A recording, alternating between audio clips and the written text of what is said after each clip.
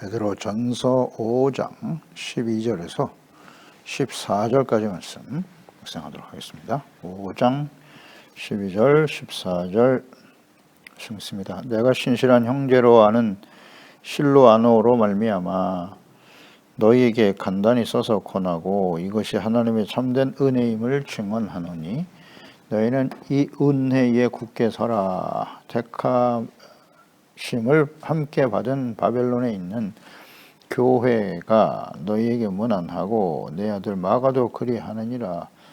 너희는 사랑의 입맞춤으로 서로 문안하라.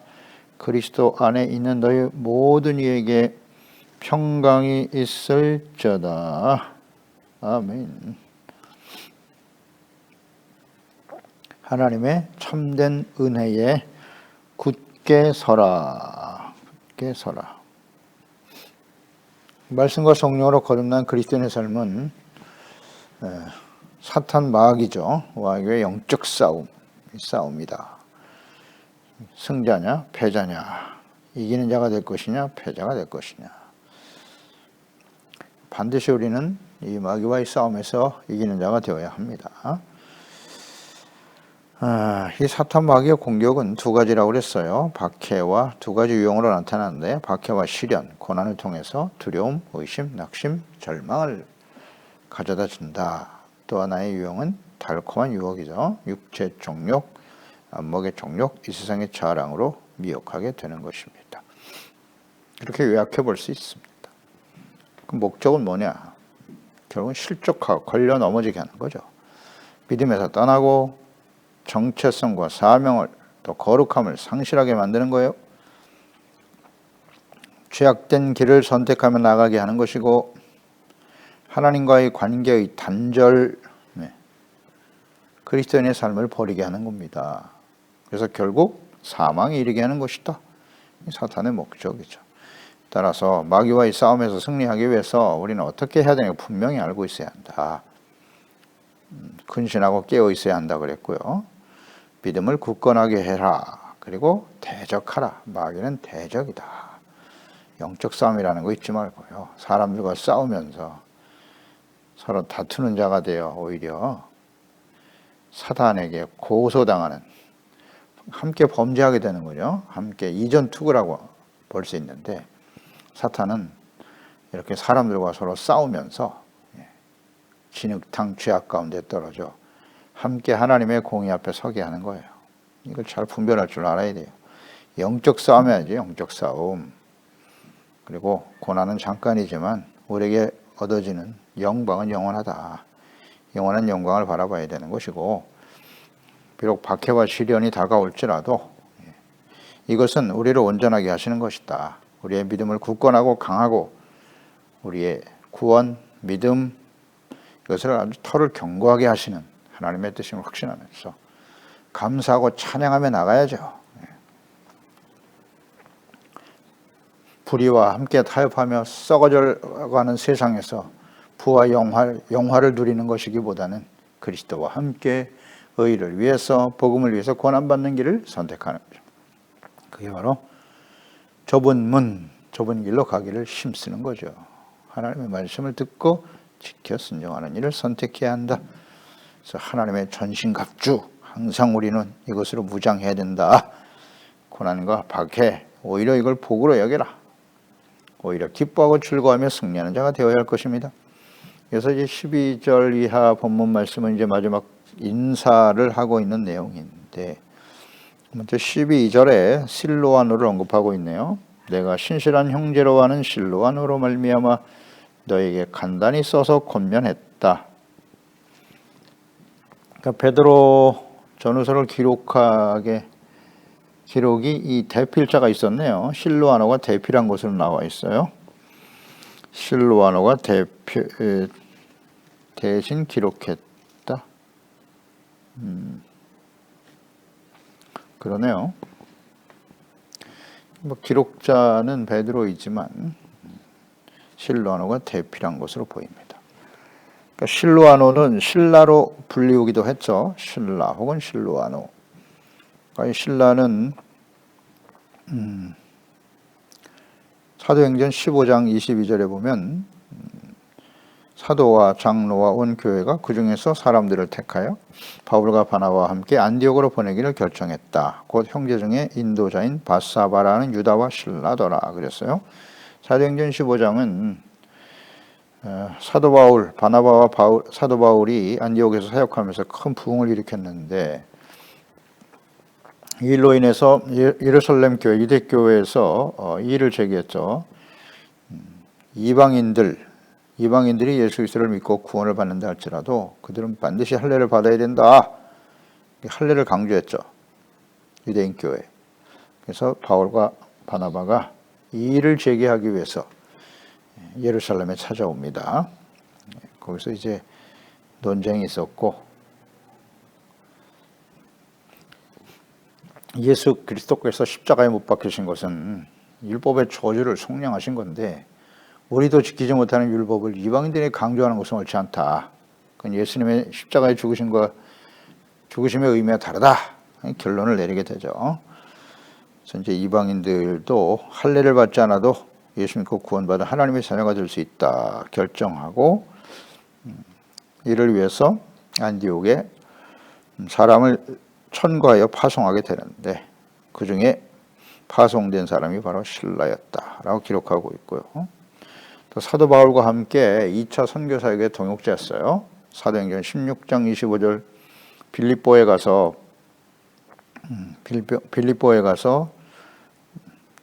점치는 귀신 들린 여종을 살리다가 사도 바울과 함께 감옥에 갇힌 상황이 벌어졌죠. 16장 25절에 한밤중에 바울과 실라가 기도하고 하나님을 찬송하며 죄수들이 듣더라.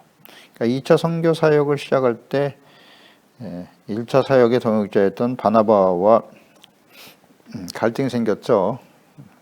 1차 사역의 중도에 돌아왔던 마가 그를 데리고 갈 것이냐, 이 데리고 가는 문제 가지고 이제 사도 바울과 서로 다투게 되고 바나바와 마가는 따로 사역을 하게 되고 거기서 갈라지는 일이 벌어졌죠.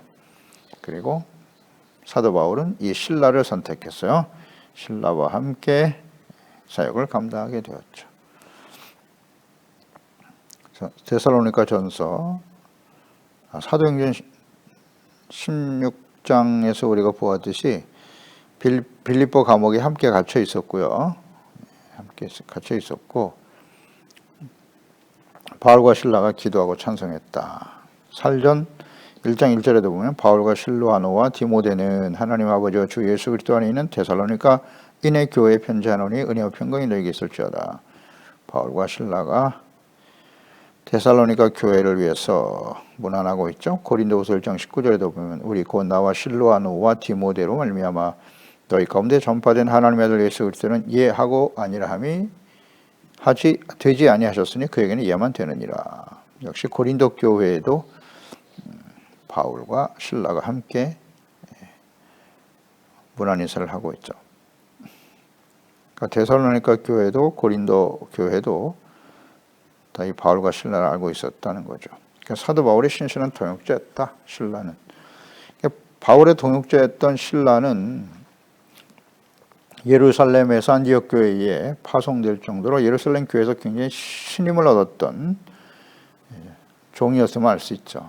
신실한 예수님의 제자. 그래서 예루살렘을 중심으로 사역했던 사도 베드로와도 동역하며 베드로 전서의 대필자가 되었다는 거죠. 그러니까 실라는 안디옥에 파송되었고 바울과 함께 이방 선교에 동역한 것으로 보아서 헬라어에 능하기 때문에 베드로의 서신을 대필하게 되지 않았을까 그렇게 묵상이 되네요. 그래서 이 실라를 묵상하면서 바나바와 같다 이렇게 묵상이 되네요. 이 바나바와 같이 바나바는 사도 바울과 함께 동역하면서 그가 이제 훌륭한 사도로서 주님의 사역을 위해서 쓰임 받는 하나님의 사람으로 이끌어주고 보이지 않는 곳에서 동역하며 보필했던 사람이라고 볼 수 있다면 이 실라 역시도 마찬가지죠.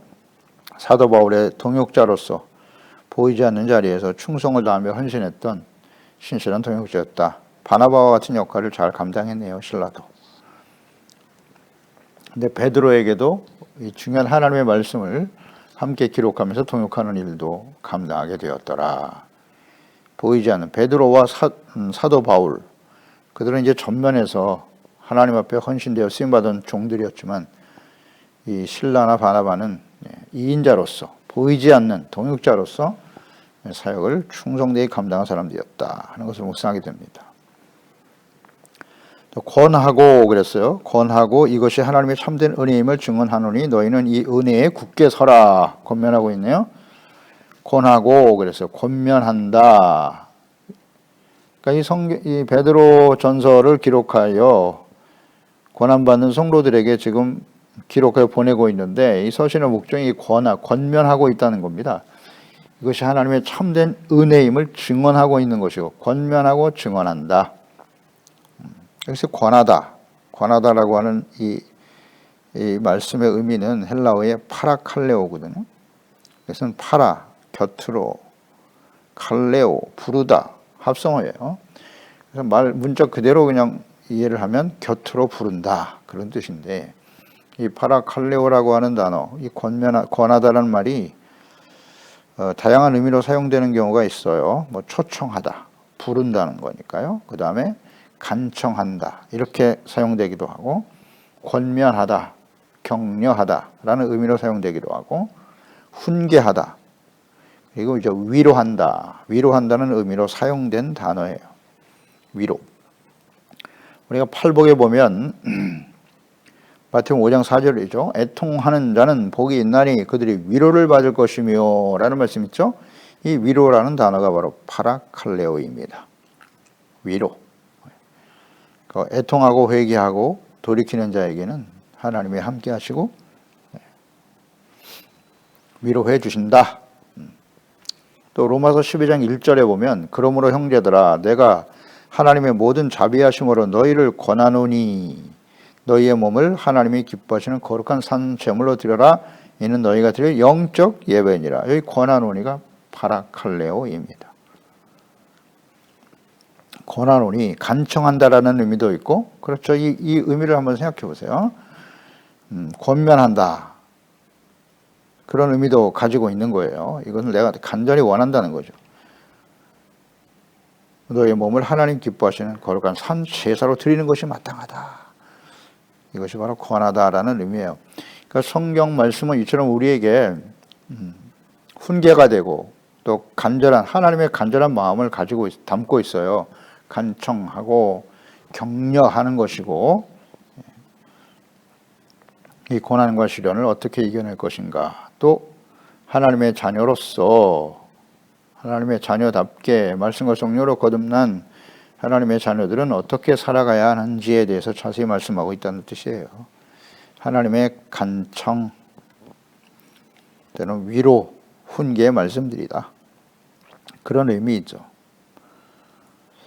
더 나가서 모든 이 권면의 말씀, 이 하나님의 말씀의 핵심은 하나님의 참된 은혜, 참된 은혜다. 이것을 강조하고 있네요. 그러니까 말씀과 성령으로 거듭난 하나님의 자녀가 되는 일, 예수 그리스도와 복음을 위해서 고난과 박해를 받는 일, 천국을 소망하며 나그네로 이 세상에 살아가는 일, 각자 주어진 위치에서 자신의 정체성을 알고 순종하며 승리하며 나아가는 삶, 이 모두가 하나님의 참된 은혜다. 이렇게 증거하고 있네요. 사도 바울도 항상 은혜로 시작해서 그 서신서에 보면 마지막에 은혜와 평강으로 끝나지 않습니까? 예수 그리스도 안에서 우리가 하나님의 자녀가 되고 그리스도인으로 살아가는 삶, 이 모든 것이 은혜이다. 모든 것이 은혜다. 참된 은혜입니다.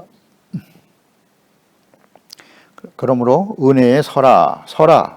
이렇게 굳게 서라고 명령하고 있네요. 은혜에 굳게 서라. 그러니까 하나님의 은혜에 굳게 서기 위해서는 어떻게 해야 할까요? 어떤 사람이 돼야 돼요? 일단 하나님의 은혜가 무엇인지를 알아야죠. 이 은혜를 맛본 사람이 되어야 하는 거예요. 그럼 어떤 사람이 은혜를 받습니까? 겸손한 자가 되어야 한다는 거예요. 그 은혜 위에 굳게 선다는 것은 일단 겸손한 자가 되고 하나님을 알아야죠. 예수 그리스도를 통해서 주신 은혜가 무엇인가? 나에게 주신 하나님의 참된 은혜가 무엇인가를 알아야 하고 그 은혜를 깨달은 자는 하나님 앞에 겸손한 자가 되는 것이죠. 겸손한 자에게 은혜를 주신다고 말씀하셨으니까. 그러니까 굳게 서라고 하는 것은 이 하나님 앞에 이 주신 은혜, 우리가 은혜로 구원받아서 이 살아가는 모든 성화되는 그리스도인으로 살아가는 모든 삶의 여정이 은혜입니다. 그리고 마지막 하나님 앞에 서게 되는, 구원이 완성되는 그날까지 이 모든 것이 하나님의 은혜 가운데 이루어진다는 사실. 은혜가 필요합니다. 과거 완료가 아니에요. 하나님 앞에 설 때까지 하나님의 은혜가 절대적으로 필요한데, 그러기 위해서는 어떻게 해야 돼요? 은혜에 굳게 서기 위해서는 겸손을 지켜가야 되는 겁니다. 겸손한 자에게 은혜를 주시기 때문에 교만한 자는 하나님이 대적하시거든요. 그러니까 사탄이 하는 일은 뭐다? 간단하죠. 교만하게 만드는 겁니다. 하나님의 은혜를 저버리게 되는 거예요. 은혜를 깨닫지 못해. 그것은 곧 교만이었다는 거죠. 교만하면 망하거든요. 교만한 자는 대적한다는 걸 사탄 마귀가 너무 잘 알아요. 그래서 철저하게 자기 중심으로 만드는 거죠. 겸손은 하나님 앞에서의 삶이잖아요. 하나님 앞에 자기 자신을 발견하는 것인데 이걸 차단시켜 버린단 말이죠. 경건의 삶을 완전히 무너뜨리는 거예요. 말씀, 묵상, 기도, 성령의 인도하심을 따르는 삶, 하나님의 말씀을 듣고 순종하는 이 삶이 무너지게 만드는 거예요. 이걸 깨트리는 겁니다. 그러면 교만해지거든요. 교만해져요. 이거 어렵지 않은데요. 사탄이 하는 일이에요, 이게. 그러니까 은혜에 굳게 서라는 것은 끝까지 겸손을 지켜야 된다는 거예요. 다시 한번 잘 묵상해 보세요. 겸손의 의미가 뭔가? 우리 하나님 앞에 설 때만이 겸손하다. 하나님 앞에서 자기를 발견할 때 그 죄를 깨닫고 회개하고 돌이킬 수 있는 사람. 심령이 가난한 자요. 하나님 없이는 살 수 없다는 거예요. 절대 가난. 겸손이죠. 그리고 애통하는 자. 하나님 앞에 자신의 죄 때문에 애통하며 눈물을 흘릴 줄 아는 사람. 온유하고 순종. 온유한 자 순종이에요. 하나님 말씀 앞에. 아멘. 순종하는 자. 의의를 생명처럼 소중하게 여기는 사람. 내가 하나님 앞에 긍휼이 필요하기 때문에 사람들을 불쌍히 여기고 긍휼히 여기는 사람. 정죄하고 비난하고 그게 아니고 교만, 그 자체가 이미 교만이에요. 긍휼히 여기는 자가 되는 거고 마음이 성결하고 순수해. 화평케 하는 자예요. 싸움을 붙이는 사람이 아니라 화평케 하는 자. 그리고 의를 위해서 박해를 받으면서도 오히려 그걸 복으로 여기고 기뻐할 수 있는 사람. 이 사람이 겸손한 사람이죠. 아멘입니다. 그래서 이걸 지켜가야 돼요. 은혜에 굳게 서라. 마지막까지 겸손한 자가 되라는 뜻이겠죠. 또 하나는 은혜 위에 굳게 서라는 의미는 이런 거예요. 그러니까 모든 것이 하나님의 은혜임을 확신하면서 겸손하게 살아가는 것인데, 은혜 받은 자의 마땅한 태도가 뭐라고요? 값없이 받는 거잖아요. 은혜는 값없이 베풀어 주시는 호의, 그게 은혜인데, 은혜 받은 사람은 어떻게 해야 돼요? 당연히 감사해야 되죠. 이건 뭐 절대 진리입니다. 뭐 계속 강조하고 우리가 말씀을 통해서 깨닫는 바죠. 겸손한 자가 은혜 받고 은혜 받은 자는 어떻게?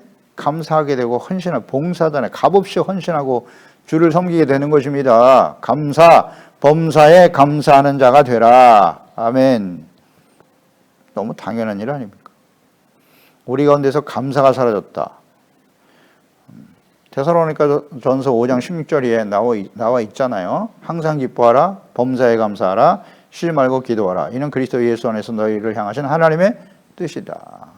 이건 겸손한 자만이 할 수 있는 거예요. 하나님의 겸손한 상태에서 하나님의 은혜를 받은 사람들이 마땅히 할 수 있는 일이거든요. 어떻게 항상 기뻐합니까? 어떻게 범사에 감사할 수 있어요? 모든 것이 하나님의 은혜다. 시련과 고난이 다가와도 우리를 온전케 하시는 하나님의 뜻임을 알고 있을 때 기뻐할 수 있는 것이고, 그리고 우리의 힘으로 안 되니까 겸손한 자는 늘 기도하는 거예요. 기도는 겸손입니다. 나의 힘과 능력이 아니라 하나님의 능력과 도움으로 하나님의 뜻대로 되는 것임을, 뜻을 받아들이는 게 기도잖아요. 그게 겸손이지. 내 뜻대로 하여 주시옵소서, 이게 교만입니다. 어렵지 않아요. 고린도후서 4장 15절, 이 모든 것이 너희를 위함이니 많은 사람의 감사로 말미암아 은혜가 더하여 넘쳐서 하나님께 영광을 돌리게 하려 함이니라. 보세요. 많은 사람의 감사로 말미암아 은혜가 더하여진다. 감사하는 사람에게는 은혜가 더하여지는 거예요. 은혜 받은 사람은 감사가 넘쳐요. 그래서 하나님께 영광을 돌리게 되는 것이다. 아멘. 히브리서 12장 28절 그러므로 우리가 흔들리지 않는 나라를 받았은즉 하나님의 나라 은혜를 받자 이로 말미암아 경건함과 두려움으로 하나님을 기쁘시게 섬길지니 또는 감사하자. 은혜를 받는 거예요. 하나님의 나라에 들어갈 사람은 주님의 은혜를 사모해야 돼. 겸손하라. 그리고 경건함과 두려움으로 하나님을 기쁘게 섬기는 것이다. 이것이 은혜 받는 일이에요. 그럴 때 우리는 감사하는 자가 되겠죠. 은혜, 감사, 하나님께 영광, 두려움과 경건한 삶 계속 이어지는 겁니다. 이것이 바로 은혜에 굳게 서라는 뜻이에요. 그 의미를 알아야죠. 의미를. 그 다음 13절 택하심을 받은 바벨론에 있는 교회가 너에게 문안하고 내 아들 마가도 그리하노라.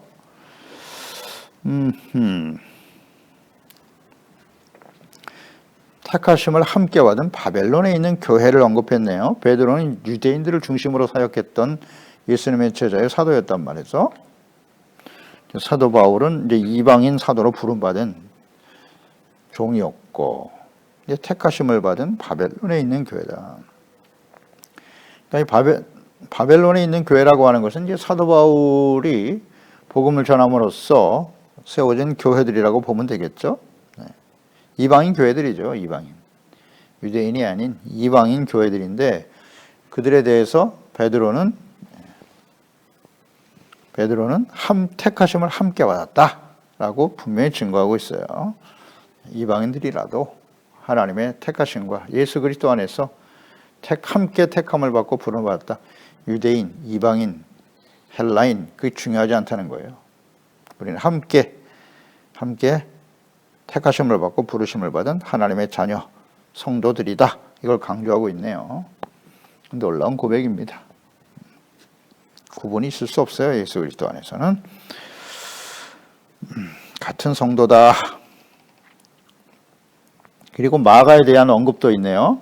마가도 그리하고 너희에게 문안한다. 그래. 내 아들이라는 표현을 했네요. 베드로가 마가를 내 아들이다라고 호칭을 했어요. 이것은 마치 사도 바울이 디모데에게 내 아들, 나의 아들 디모데라고 고백하는 호칭과 같은 의미라고 보면 되겠죠. 이 마가는 어떤 인물인지 우리가 잘 알죠. 마가는 바나바의 조카예요.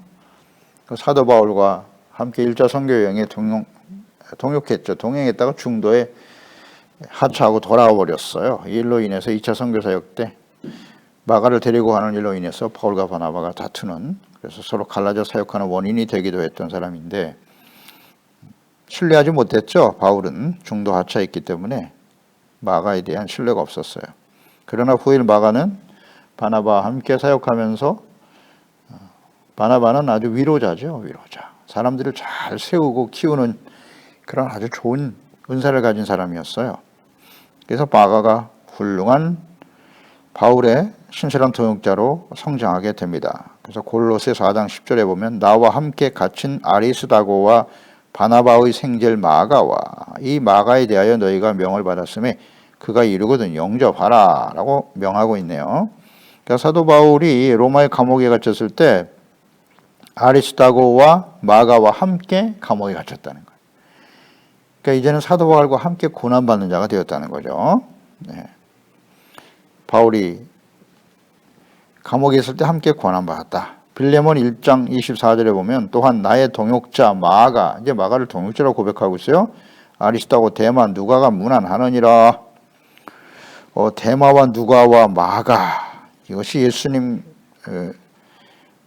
사도 바울이 마지막 사역을 할 때까지 동역자였다는 사실을 고백하고 있네요. 마가가. 디모데 후서, 이제 마지막 사도 바울이 이제 순교를 앞두고 있는 때 마지막으로 기록한 책이 이제 디모데 후서인데 4장 11절에 누가만 나와 함께 있느니라. 내가 올 때에 마가를 데리고 오라. 그가 나의 일에 유익하니라. 마가를 데리고 오라고. 이 마가가 이처럼 사도 바울의 훌륭한 동역자였다. 동역자로 변했어요. 그래서 바나바는 예루살렘 교회에 신임을 받던 인물이었고, 그래서 이제 베드로와 친밀했을 거예요. 예수님의 제자로서 유대인 사역에 헌신했던 베드로와 친분이 있었을 것으로 보이고요. 따라서 마가는 아버지와 같은 바나바의 조카였던 마가도 베드로는 아들과 같이 여겼을 것이다 라고 생각하게 되죠. 그래서 따라서 마가는 아버지와 같은 훌륭한 사도들로부터 배웠어요. 베드로 그리고 바나바 조카는 아들과 같이 여겼을 테니까 그 훌륭한 사도들로부터 배웠단 말이에요. 그 마가는 처음부터 완전하지 못했어요. 중도 하차하고 실패한 그런 경험도 있죠. 주님의 귀한 종으로서 동역자로 쓰임받았던 사람이었다. 이런 걸 우리가 묵상해 볼 때 이 마가가 참 귀한 복을 받은 사람이에요. 신실한 믿음의 부모 같은 사람이죠. 베드로와 바나바. 사도 바울 역시 마찬가지겠죠. 부모와 스승을 모시고 있었다는 거, 이게 얼마나 큰 복인가. 이걸 생각해 봐요. 마가를 묵상하면서. 훌륭한 부모님들, 믿음의 부모 밑에서 태어나 성장해 간다는 건 얼마나 복된 일인가라는 걸 묵상하게 되고요. 또 베드로나 사도 바울의 입장에서 볼 때는 마가와 같은 아들 혹은 제자와 동역자가 있다는 것은 얼마나 큰 복인가. 이런 걸 함께 묵상하게 되는 거예요. 그러니까 이 마가 한 사람을 묵상하면서 바나바, 베드로, 사도 바울이 함께 이렇게 동역하며 헌신할 수 있었다는 거잖아요. 이게 얼마나 귀한 일입니까, 여러분? 이게 평생 소망입니다, 이거. 마가와 같은 제자가, 마가와 같은 자녀들이 있다는 건 얼마나 복된 일일까요?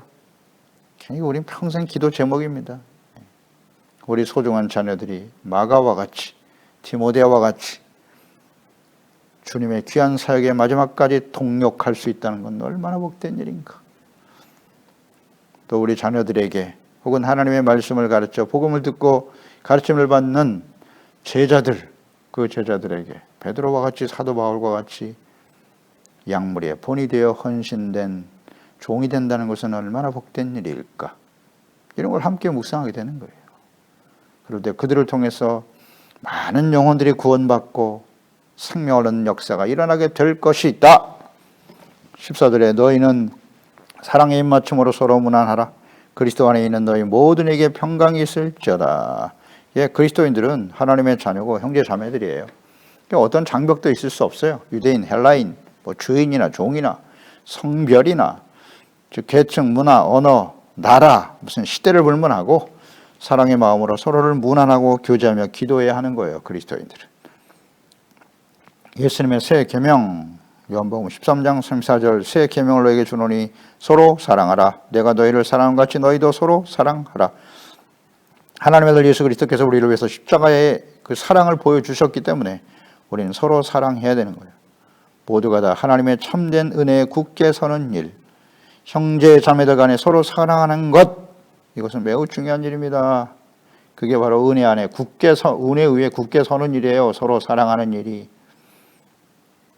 그러니까 이것은 가정에서부터 먼저 실천이 돼야 되겠죠. 가정, 남편과 아내, 부모와 자녀, 그다음 교회 안에 주의종과 또 가르침을 받는 성도들, 그 안에서 이루어져야 되고 우리의 모든 관계 속에서 이루어져야 할 일입니다. 은혜 위에 굳게 서서 서로 사랑하라. 그리할 때 너희의 모든 그리스도 안에 모든 있는 사람들이 하나님의 은혜에 굳게 서는 사람들에게 무엇이? 평강이 넘쳐나게 된다는 거예요. 평강. 어떠한 박해와 고난과 시련이 있어도 하나님의 참된 은혜 위에 굳게 서 있는 사람들에게는 감사와 기쁨과 평강이 넘쳐나게 된다는 거예요. 하나님의 말씀을 읽고 듣고 묵상하면서 권면받는 사람들에게 평강이 넘치게 될 것이다. 아멘이죠. 평화, 평강은 성령의 열매예요. 사랑, 희락, 화평. 로마서 14장 17절에 하나님의 나라의 속성은 뭐다? 성령 안에서 의와 평강과 기쁨이죠. 평강은 언제나 죄사함 받고 용서받고 은혜 받은 하나님의 자녀에게 들으시는 은혜의 선물이에요. 평강. 고난과 환난을 당할 때 하나님의 참된 은혜에 굳게 서 있는가를 묵상해 보세요. 또 감사와 기쁨과 평강이 넘쳐나고 있나요? 골로새 3장 15절 그리스도의 평강이 너의 마음을 주장하게 하라. 너희는 평강을 위하여 한 몸으로 부르심을 받았나니 너희는 또한 감사하는 자가 되라. 아멘. 기도하겠습니다. 하나님 아버지, 오늘도 주의 말씀을 묵상하면서 베드로전서 이를 통해서 우리에게 주시는 하나님의 교훈과 뜻이 무엇인지 잘 알겠습니다. 우리가 말씀과 성령으로 거듭난 하나님의 자녀가 되고 그리스도인으로 하나님의 자녀로 살아가는 세상 속에서 많은 환난과 시련과 고난을 당하게 되는 건 너무나 당연한 일이에요. 그럴 때 우리에게 필요한 것이 뭐냐? 하나님의 참된 은혜로 여기고 그 은혜 위에 굳게 서는 것입니다. 이것은 겸손한 자가 되는 것이요, 모든 일에 범사에 감사하는 자가 되는 것이고, 서로 사랑하라 라고 하는 주님의 말씀을 잘 실천함으로써 주님이 주시는 참된 평강과 기쁨을 맛보며 나아가는 삶이 아니겠습니까? 이것이 참된 그리스도인의 삶이요, 예수님을 따르는 삶일 텐데, 주여 기도합니다. 오늘 하나님 앞에 우리가 비록 귀하고 위대한 일에 쓰임받지 못한다 할지라도 귀한 사역을 위해서, 복음을 위해서, 그리스도를 위해서 우리가 서로 함께 동역하며 정말 마가와 같은 훌륭한 자녀들이 되고 또 예수님의 제자가 될 수 있게 도와주시고, 혹은 베드로와 사도 바울과 같이, 바나바와 같이, 실라와 같이 하나님의 사역을 위해서 그리스도를 본받고 따르는, 그래서 우리 모든 자녀들과 성도들에게 본을 보일 수 있는 하나님의 신실한 종으로 살아갈 수 있는 우리 모두가 될 수 있게 도와주시옵소서. 예수님의 이름으로 기도드렸나이다. 아멘.